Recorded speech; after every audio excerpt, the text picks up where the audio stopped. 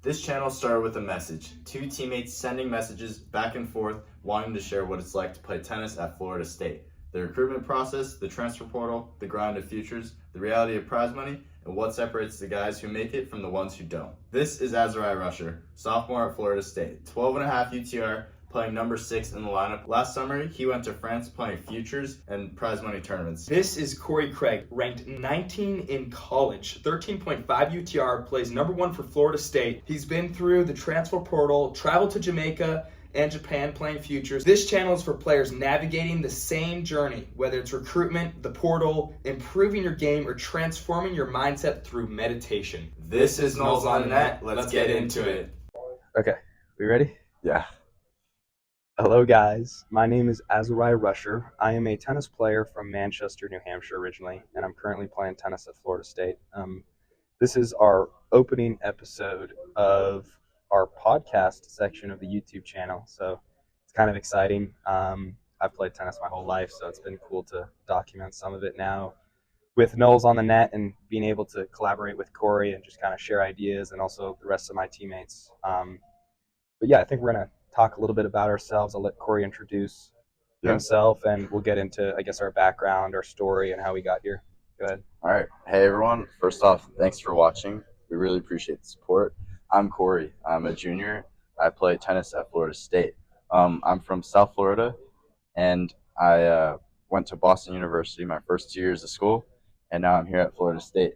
I've known Azariah since I was around like 10 years old. Probably, yeah. Yeah, like 10 years old. We used to ball boy together.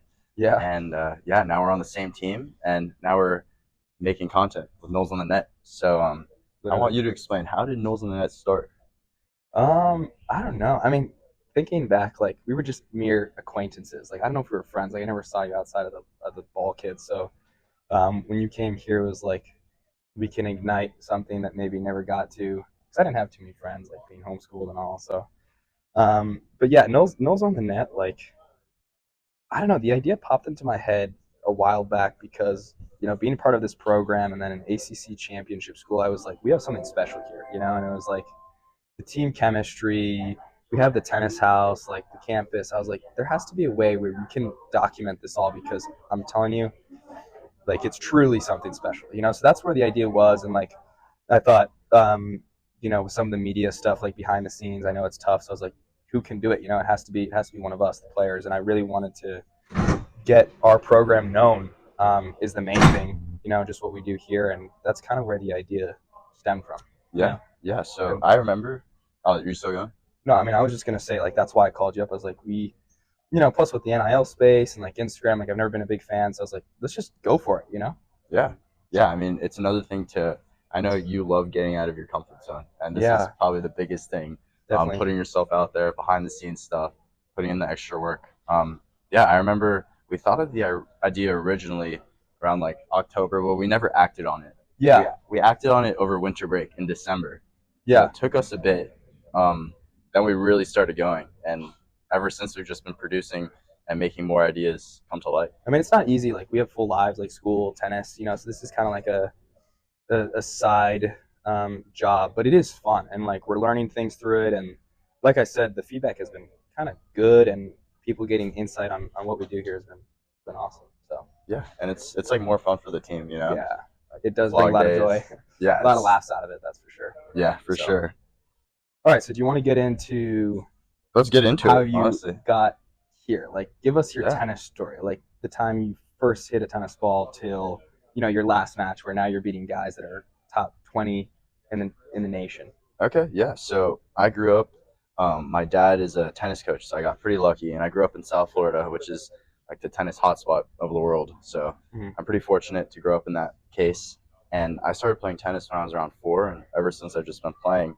But when I was in high school, I wasn't that good. I was pretty much an average recruit. I was at my highest 30 in the country, which is good, but, you know, I couldn't go to a Florida State like he did coming out of high school. So what I did is I pursued academics. I went to Boston University for 2 years and really enjoyed it, honestly. I really liked it. It was a totally different experience for me, different cultures and everything. But my goal is to pursue pro tennis, and that's the reason I came here. Was that always the goal for you? Like, just touch up Yeah. briefly on like why weren't you a top recruit? Were you not as focused, or you just didn't have like the game or the development, or like what happened? I think I didn't understand the dedication that you Interesting. need to put into tennis. Yeah. So I would play for 2 hours a day and just call it then. I wouldn't I see. have my life around tennis with training in the morning, the gym, then training again. I Gotcha. wasn't as dedicated. I didn't love the sport as much as I do now.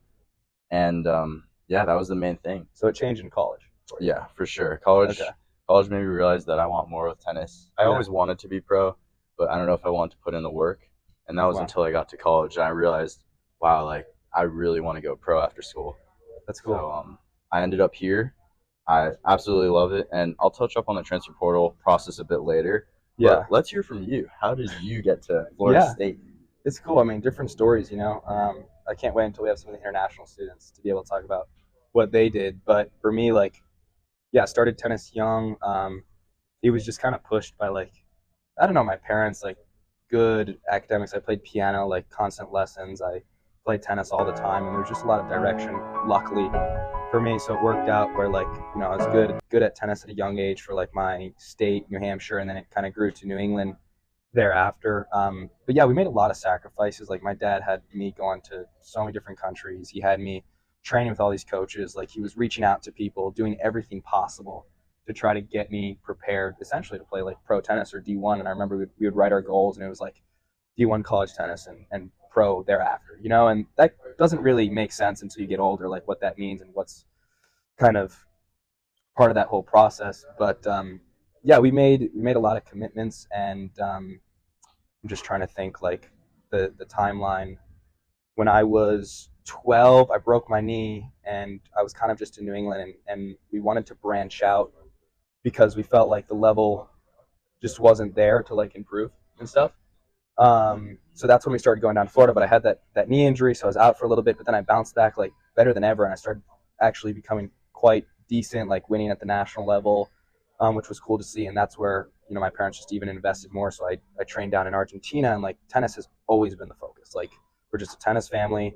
It's always been the first priority in my life. And yeah, when it came to the recruiting process, like I didn't really know what I wanted initially. I wanted a good school and scholarship and coaches, and the big thing was like to further my game, but it actually came down to just where I thought I could conduct my life like on my own, like the first time going away, like my parents not there to push me for tennis, and Florida State was a great option. So that's kind of how I did it, and that's my upbringing, and that's why I'm here. So you mentioned that you played tournaments all around the world when you were little, going to Argentina, for example. How do you think that helped you adjust to coming to college at Florida State? It helps you mature so much. Like I said, I was very blessed to do all these things. And like from a tennis perspective, it was awesome. Like I trained on red clay, and it helped me realize, okay, you got to stay in points longer and develop skills, mental skills to compete really well. That's important at a young age. So those kind of intangibles helped me really early on. So when I got to college, like I just felt that those skills, the maturity level would really help with just overall life. And, we can get into this later, but I kind of backed away from tennis a little bit, but now I'm back, and I feel like all those experiences have led me to this moment, Yeah. I think that's something that I didn't experience, which kind of made my time at BU a little tougher, adjusting to that. So I think for juniors, it's always a good idea to get out of your comfort zone, play tournaments, make new friends around the world. I think it'll help with the adjustment to going into college. Yeah, what I like is the difference is because you were like more laid back, kind of like your whole tennis career, and then you shot up. Where I was like so intense, and then I had to take a break, like my senior year in high school and some of my first year in college, because it was just like tennis was my whole life. There was never anything other than tennis to do, and it kind of like it builds up. And I know kids in both scenarios, so that's kind of cool to see the different paths. Yeah, so I think one thing that we both prioritize is having an identity outside of tennis. Yeah. I mean, we both love meditating, reading, stuff like that. Yeah. You play the piano. Right. I think that's super important. Having something aside from tennis. Worst case scenario, something happens with tennis, or you start to not enjoy it. Yeah, it's so true. Having an outlet, like a creative outlet like this, like with Noles on the Net, exactly. is very important for the balance with tennis and school and your social life. Yeah, it's huge. And like you have to realize tennis could go away tomorrow. One wrong injury, whatever. Like that's kind of the perspective you have to have. And yeah, I mean that's my perspective. That's that's why I love tennis so much. For Sure. me, it's just the best sport ever. I love it. I love practice every day. Yeah. Just have gratitude that you're on the court. Yeah. Your nightmare is literally like someone else's dream. Yeah. So I just hold gratitude, I guess. Yeah. And that mentality has been infectious in a good way. So Yeah. you learn that, I feel like, through tennis, like just the sport in general, being able to travel and you see different cultures, like, wow, what we have is pretty cool. So Yeah. anyways, that was a good introduction. You want to move on to questions? Yeah. Yeah. So do you want to talk about? Let's talk about like playing futures and PTTs. So I know you've played a lot of True. PTTs, some futures. Yes. I played a few amount. Yeah, you've done well on the PTT tour. Yeah, I played quite a few. I really like the concept, obviously. Like, that was very helpful in my high school The PTTs. days. Yeah, like because I actually didn't play that many ITFs. Like, I wasn't a big time junior or anything. I didn't play USTA. I was kind of doing my own thing, training, and then like 16, 17 in Florida, I got good results because the PTTs. Like, that's what shot my UTR up and got me kind of on the spectrum for schools, and that's when they started reaching out. So PTTs have been very helpful for me. I think, yeah. I mean, for me, it's the same. I improved a lot later than most people do. It was basically after my freshman year. I shot up from a 12 to a 12.7 UTR. Yeah. And the PTTs were a huge thing for me. Playing 4 or 5 practice matches in a week, guaranteed at least $400 if you lose every match. Yeah, You're exactly. probably going to get around 1,000, which is good money, honestly. Better than Yeah. futures, for sure. So PTTs, I definitely accredit to some of my improvement. Yeah, you're always getting good matches. There's money, which is a good incentive for people to compete hard and get good players there. So it's very true. But talk about like the difference between now PTT and future, and like Oh yeah, what that entails for an aspiring pro. yeah. So I would say, after you're at the level where you can win PTTs, I would recommend that's where you pursue futures. Right. Yeah. If you're pursuing futures and you're not really winning, it's just going to be a waste of money and time. The best thing that I did was literally just play practice matches and PTTs all summer, both my freshman and sophomore years. And for futures, I would recommend it once you're ready because it can be very expensive. I went to Jamaica for 2 weeks. Yeah. I got to the final, the quarterfinal, and the double semis. Yeah. I made around like $1,700, and I didn't make any money. I broke even. I mean, the flight from literally Miami to Jamaica and staying in Jamaica kind of racked up. So I would definitely recommend PTTs and then playing futures once you're ready for them, not to rush into it. Yeah. And we were just talking to Dwayne, like, it's just not only do you need the level, but like from a money standpoint, it doesn't seem worth it because then you come home, like you still have other expenses after that. You're breaking even, and then technically you're losing money because then you have to train and all that. Pay rent and stuff. Yeah, exactly. So it makes sense. But I think the PTT tour is a good starting point. And like you said, if you're kind of in the position to start winning them, then that probably means, okay, you can win a futures or be in the finals or around that stage. So yeah. I mean, the prize money is also a good thing too. With futures, you win the tournament, you get $2,000, but everything else, you're losing money. Yeah. So with PTTs, guaranteed prize money, guaranteed matches. So yeah, I like the concept. Yeah. Here, let's talk about the difference. Okay, so you mentioned tournaments that you played when you were little. Yeah. Around the world, not just in Florida or the U.S. So we mentioned that it helped you prepare for Florida State. But what other differences have you seen with tournaments here in the U.S. versus abroad? Like in France? Yeah, definitely. I mean, the main thing is like tennis is how do I put it? Like, it's much more accepted in Europe or South America. Like, if you're a tennis player, you're someone that's well respected, and they have good prize money and they have good tournaments, and there's always like hype around good players. So I went to France, for example. I've been 2 summers now, and playing tournaments there, just not only do you get like complete match play, like week in and week out. Like, I would play sometimes 2 different tournaments in one day, so that's like one big difference. Like, we don't do that in the United States. Yeah. Like, United States tournaments, you'll do you'll have one tournament for the week, and then you'll go to the next tournament the next week, where you can play like multiple tournaments in 1 week, which was cool. But yeah, I think their system over there allows for like development through competition. Like, your case is a great example. Like, you improve significantly just by competing and playing a lot of practice matches and real matches to build that, whatever it is, competitive spirit, or the ability to like fight in matches and bring your A game on a day-to-day basis. So that was really cool. Like figuring out a way to win was something that I learned later on. Yeah, exactly. But some people, like you learn it at a young age playing tournaments around the world. Right. Yeah. It doesn't come easy for a lot of people. So, I mean, how you got it through? Would you say your college experience helped with that? Yeah. Like playing matches, like throughout the entire semester. Yeah, at BU, I played 2 my freshman year, 1 my sophomore year, and that really helped me with getting myself out there and playing confident. Because I'm playing good guys from other schools. Oh, Yeah. there's your phone. Playing good guys from other schools, and then obviously the practice matches in the summer. So I think that's where I learned that spirit from. Yeah. So yeah, I'll take that. That's cool. And would you say that? Also talk about like the experience in Japan, like the difference. Oh my there. gosh, yeah. So last summer I went to Japan. I played 2 PTTs there, then 2 futures there. I planned on just playing 2 PTTs. Yeah. Then I realized there's 2 futures in Japan That's right right. after those. So I was just like, I'm That's just gonna stay an extra 2 weeks, and Yeah. maybe I can get some ATP points. So I won one of the PTTs.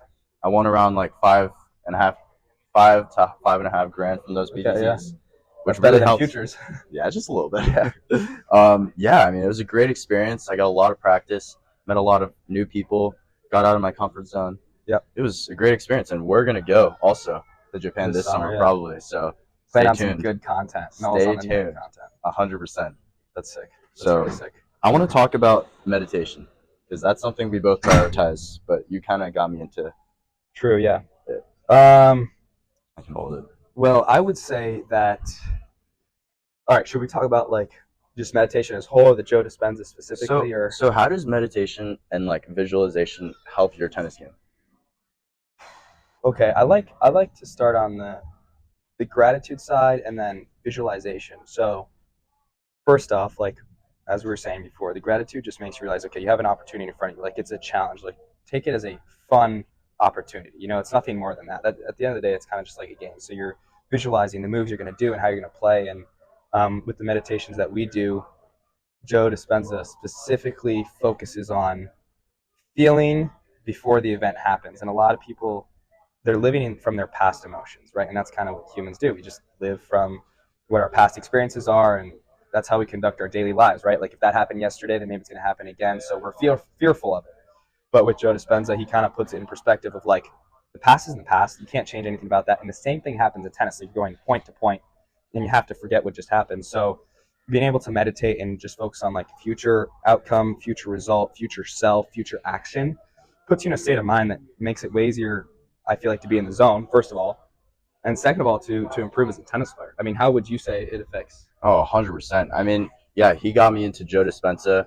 I would recommend looking him up. I have a whole set of playlists that I listen to him, but I usually do a 24-minute meditation every day from Joe Dispenza. And he really prioritizes gratitude and staying, like, envisioning the future instead of living in the past. So, for example, he always talks about, like, how if we're just stuck in the past, like, we don't really have something to look forward to in the future. Yeah, that's true. He's telling you to, like, think of what you want to happen in the future, so you're kind of excited for it. Yeah. And also the gratitude, as you say, like, he's really helped me realize how lucky I am to play tennis, even at Florida State or even at Boston University. Yeah. Like, I'm just lucky to just play tennis.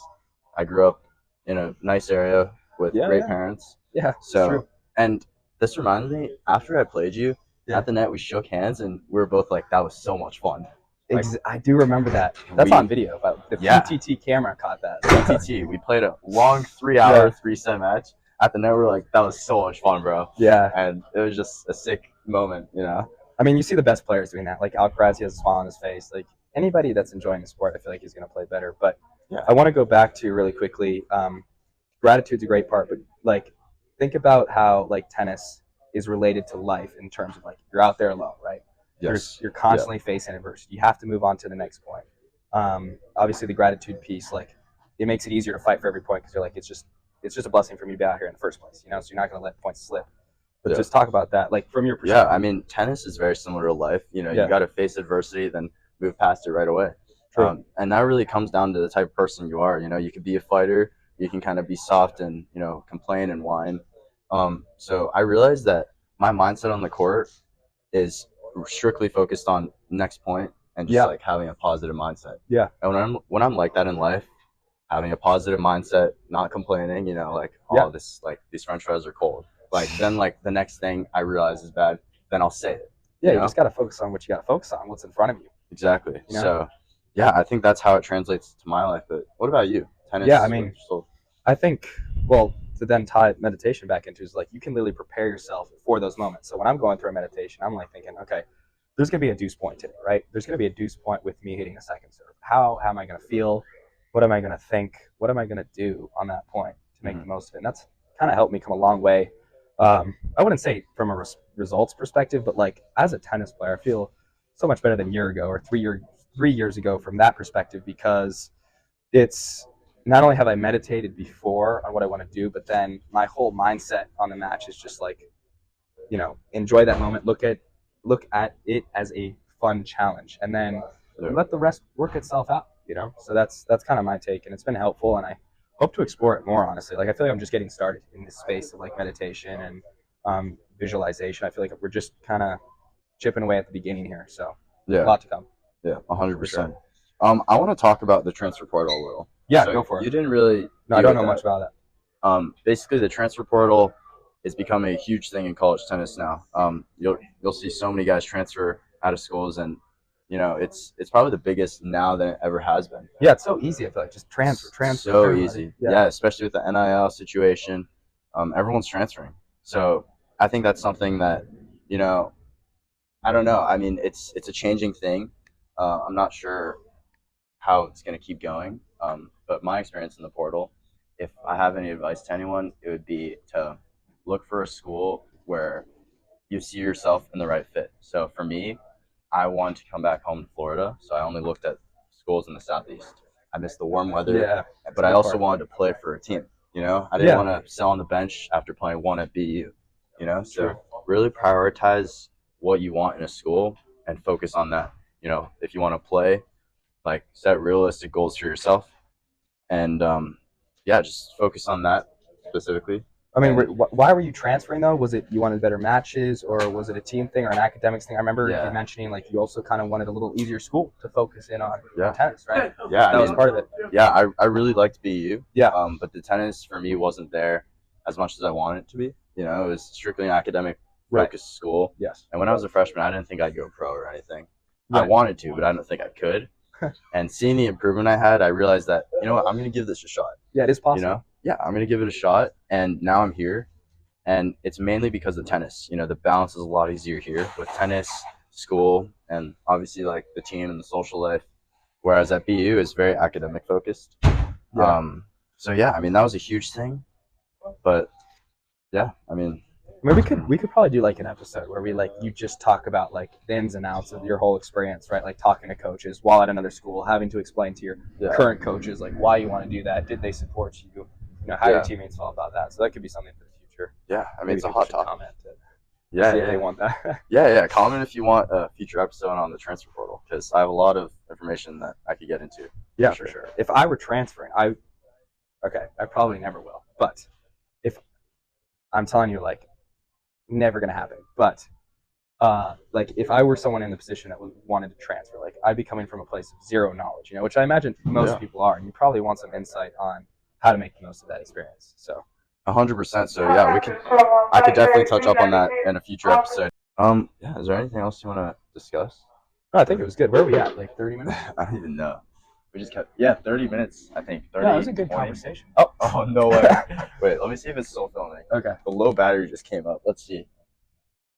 Oh, it's still filming. No way. No, I think we touched up like on the basics. I guess from a personal stance, like this is our first episode. This was a good start. Yeah. This is our introduction to you guys to our YouTube channel. Yeah. We post mainly shorts and stuff on Instagram. Yeah, we plan to do like have a lot of guests, like teammates, obviously, coaches, players from around the country. Maybe players from other teams, No, yeah, 100%. Just good friends and maybe even non-tennis players, like somebody that's really has expertise in the meditation area, like stuff that interests us, and I'm sure there's people that are also interested. So maybe when we go to Japan, we could get some content. Some Japanese players. All right. Thank you. Alrighty. Thank you for watching. Thank you, Noles on the Net Nation. Nation. Yeah.